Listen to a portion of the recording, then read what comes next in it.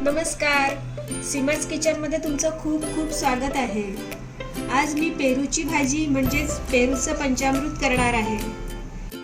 हे पेरूचं पंचामृत आपल्याला ताटातली डावी बाजू म्हणजेच तोंडी लावणं म्हणून सुद्धा करता येतं, किंवा हे पेरूची भाजी म्हणून आपल्याला पोळीसोबत, पराठ्यासोबत किंवा भातासोबत खूप छान लागते।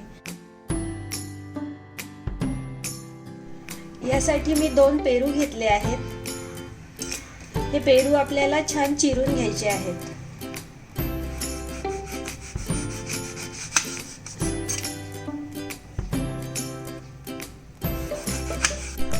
पेरूची आपल्याला फोडी करून घ्यायच्या आहेत। यात मी बियांचा भाग काढलेला नाहीये, आपल्याला पाहिजे तर आपण बियांचा भाग काढून घेऊ शकतो।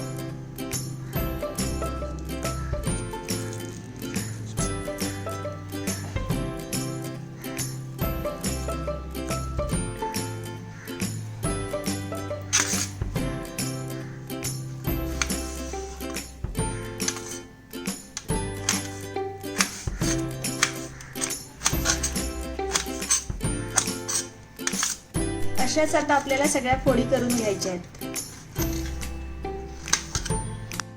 आपल्या पेरूच्या फोडी करून झालेल्या आहेत। कढईत 2 चमचे तेल तापायला ठेवलं आहे। तेल तापलं की आपल्याला त्यात अर्धा चमचा मोहरी टाकून घ्यायची आहे।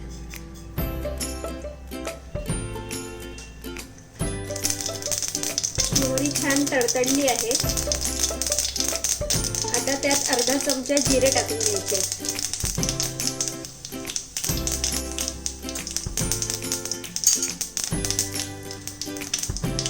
अर्धा चमचा मेथी दाणे,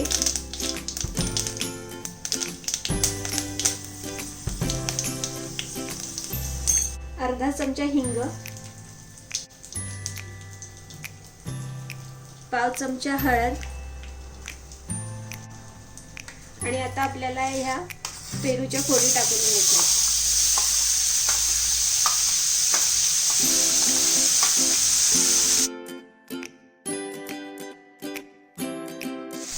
एक चमचा तिखट टाकून द्यायचे।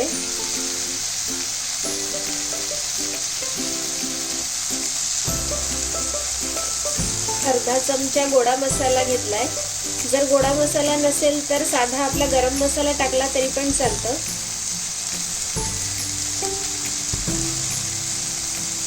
पाव चमचा गरम मसाला,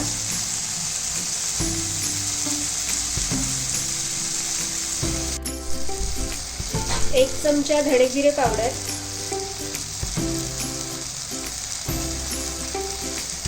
आणि हे सगळं आपल्याला आता मिक्स करून घ्यायचं आहे।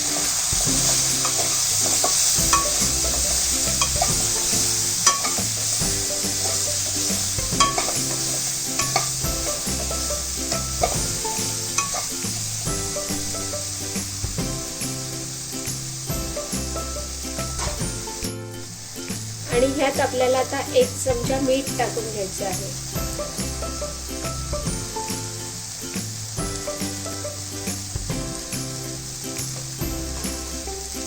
हे व्यवस्थित मिक्स करून घ्यायचं।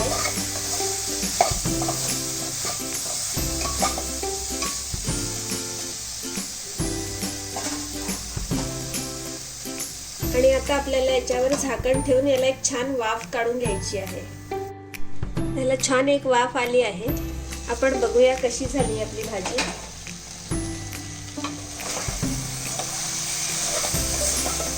छान झालेली आहे आणि आपण बघू शकतो आपल्या फोडी सुद्धा छान शिजलेल्या आहेत।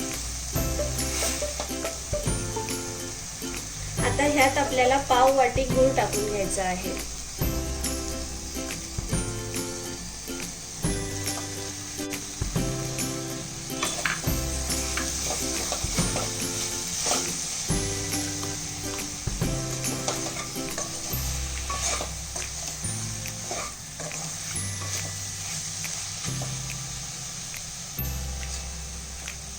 आणि याच्यावर आपल्याला पुन्हा एकदा 2 मिनिटांसाठी झाकण ठेवून घ्यायचं आहे, म्हणजे गूळ त्यात छान मिक्स होईल। बघूया आपण कसं झालं आहे।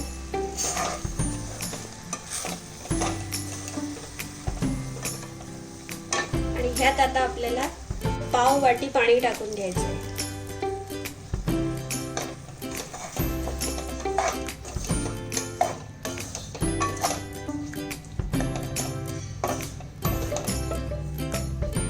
आणि पुन्हा आपल्याला 2 मिनिट वाफ काढून घ्यायची आहे. आपण बघूया आपली भाजी कशी झाली आहे.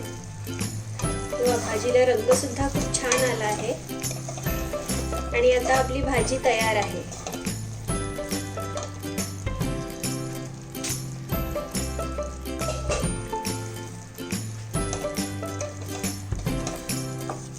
आता आपण गॅस बंद करून घेऊया.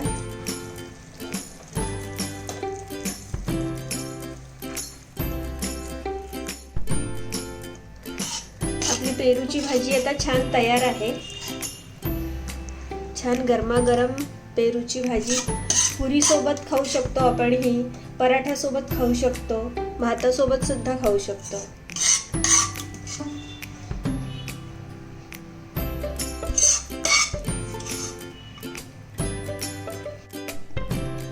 तुम्ही सुद्धा ही रेसिपी नक्की ट्राय करा. तुम्हाला नक्कीच आवडेल आणि मला कमेंट बॉक्समध्ये लिहून कळवा कशी झाली आहे. तुम्हाला जर ही रेसिपी आवडली असेल तर सबस्क्राईब करा, लाईक करा आणि आपल्या मित्रपरिवारात ही रेसिपी शेअर करा. थँक्यू.